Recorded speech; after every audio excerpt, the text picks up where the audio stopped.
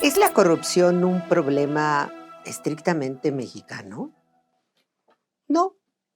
La corrupción, al igual que en nuestro país, pues es una práctica en muchísimos lugares del mundo. Es una práctica que pasó de ser aceptada a ser señalada como indebida y poco ética. Forma parte del abuso de poder. Quien tiene el poder, sobre todo el gobierno, toma decisiones que afectan a las y los ciudadanos cuando esas decisiones se fundan en criterios estrictamente económicos o busca un beneficio económico para él. En ese sentido, las y los funcionarios nos vemos afectados por la corrupción. Bueno, ¿qué decir en México? ¿Cuántas veces no conocemos casos donde la corrupción juega un papel importante? ¿Qué pasa en los servicios? Recientemente, la afectación en la línea 12 del metro tiene un sello y se llama corrupción. Este es un ejemplo de cómo la corrupción influye. En los años 90, las organizaciones internacionales y el sistema internacional empezó a hacer eco de reclamos ciudadanos y empezó a señalar que la corrupción era inadmisible en los países y que tenía que haber mecanismos claros, concretos, que permitiera sancionar la corrupción. En el sistema interamericano, en la OEA, Organización de Estados Americanos, de la cual forma parte México desde 1948, se planteó por primera vez en los años 95 y se aprobó en el 96 la construcción de la primera convención regional contra la corrupción.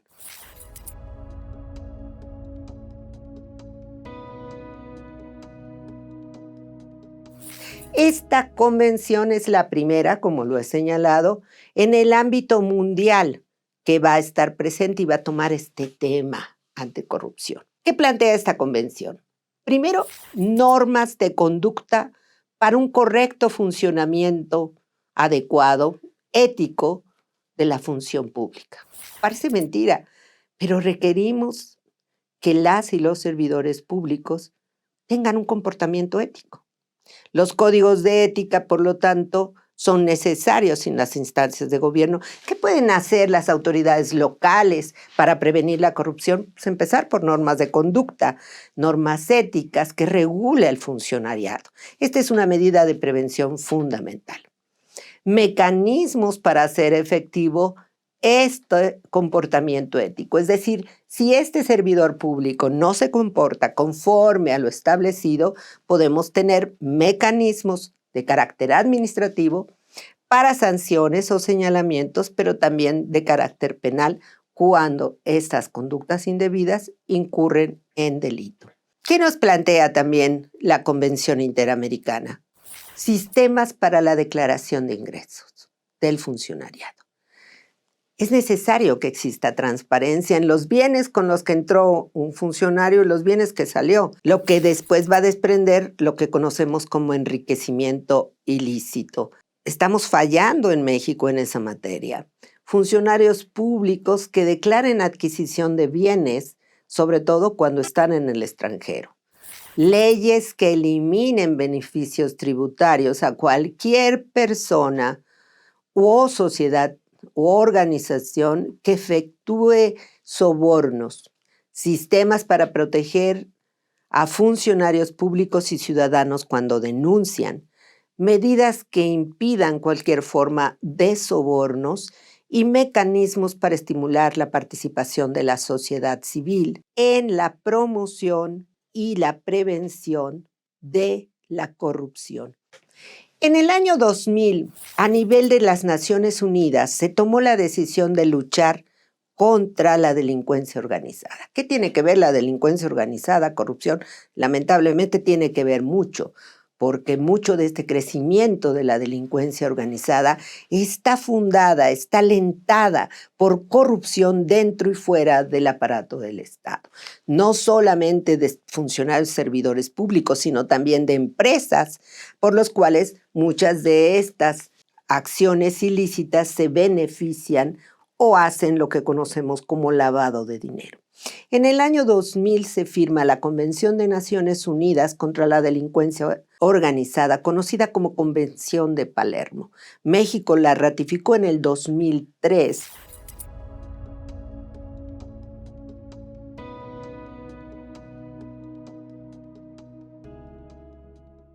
Esta convención establece en el artículo 8 y 9, por primera vez en un sistema internacional, medidas contra la corrupción en materia de prevención y en materia de sanción. Y exige una cooperación internacional en materia de asistencia legal y extradición cuando existan delincuentes por motivo de estas conductas.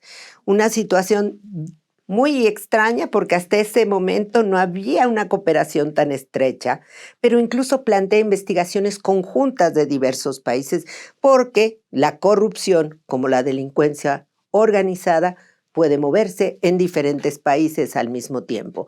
Pero establece también un sistema de decomiso de los bienes ilícitos que pueden ser, en ese momento, distribuidos a los países que participaron en esa investigación, pero también el retorno de bienes en los cuales un país ha sido perjudicado por estas prácticas. En el año 2003, Naciones Unidas va a convocar a una convención contra la corrupción. Va a ser la primera vez que vamos a tener una convención mundial, si así lo queremos decir, contra la corrupción.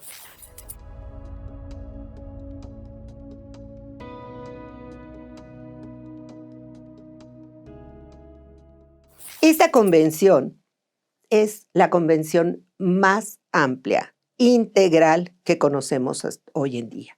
¿Por qué? Porque retoma parte del esfuerzo hecho en la Convención Interamericana, retoma los compromisos hechos a nivel de los países europeos en su convención local y retoma también contenidos de la Convención Anticohecho, pero lleva a la práctica, va más allá y nos plantea una visión muy integral y amplia contra la corrupción.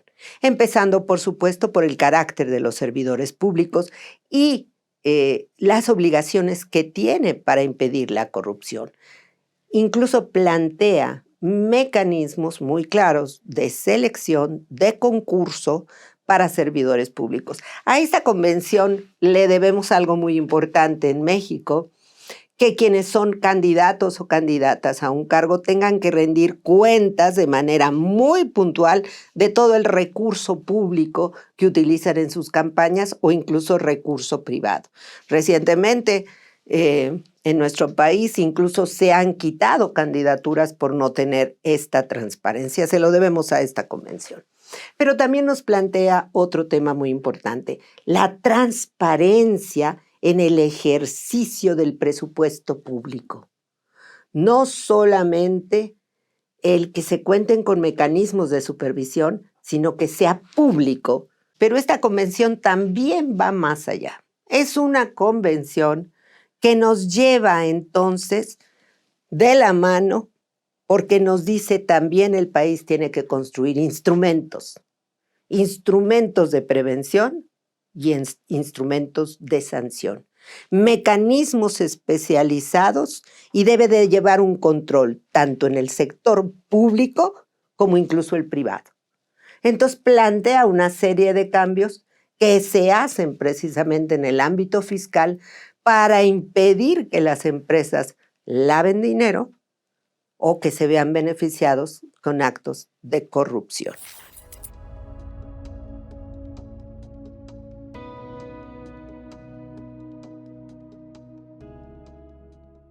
Como ustedes podrán ver, estas convenciones hoy en día nos dan un marco no solamente normativo, sino de política pública y de acciones que pueden desarrollarse desde el gobierno y junto con la sociedad civil. Existe a veces una idea equivocada de que cuando México firma una convención está comprometiéndose a cosas ajenas en el país.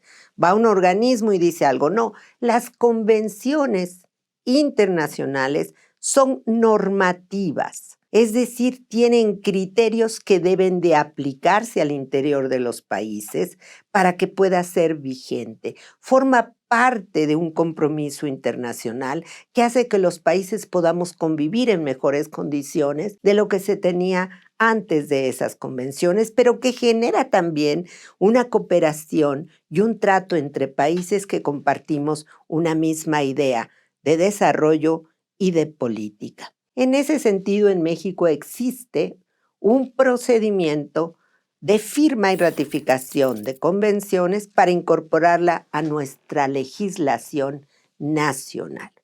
El procedimiento está establecido en el artículo 133 constitucional y dice lo siguiente: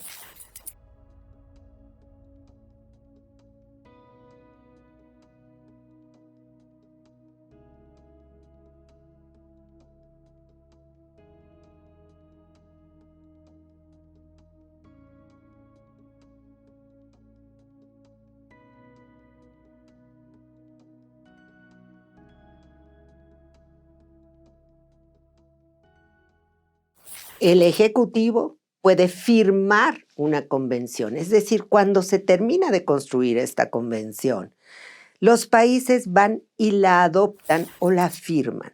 Al pasar eso, en nuestro país, tiene que ir hacia el Senado de la República. ¿Por qué el Senado de la República?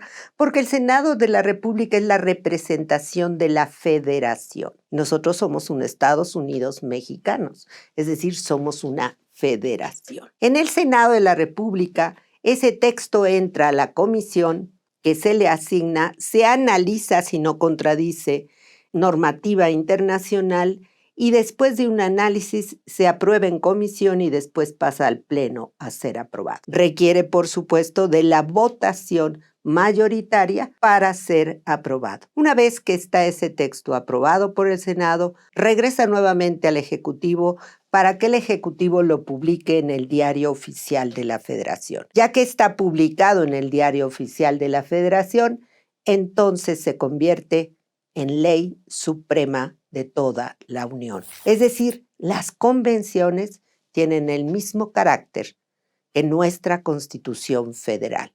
Son leyes supremas de la Unión. Por lo tanto, estamos obligados, no solamente por los compromisos internacionales, sino por el derecho interno a cumplirla. Pero, ¿qué proceso entonces tenemos que pasar interno para que esta convención sea vigente? Y vamos a ver que este proceso se da en diferentes campos.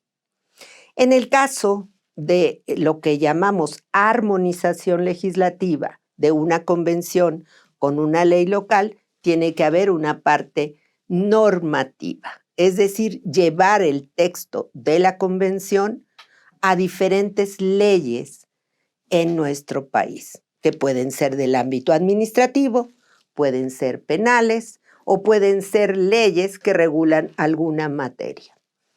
Una vez incorporado en las leyes, también tenemos que pasar un proceso de construcción de política pública. Es decir, una convención no se puede aplicar si no existe una política pública que está planteado con acciones de gobierno y, por supuesto, presupuesto asignado para lograr que se concreten los contenidos de esta convención. Y luego, la convención nos plantea una cooperación internacional. ¿Por qué? Porque en la medida que los países promovemos la aplicación de la convención, otros países se pueden ser beneficiados. Por ejemplo, en México existe un sistema nacional anticorrupción, que es una manera que el gobierno mexicano planteó para lograr una armonía de todas las dependencias de gobierno y todas las instancias de gobierno en materia de lucha contra la corrupción. Este sistema ha sido replicado en otros países porque parece una buena práctica.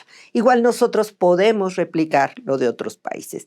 De lo que se trata al final de cuentas, y quizá quienes son estudiosos del derecho lo podrán ver, es que en muchos países tenemos legislación muy similar. ¿Por qué? Porque nos hemos comprometido con los contenidos de las convenciones de las cuales hemos firmado.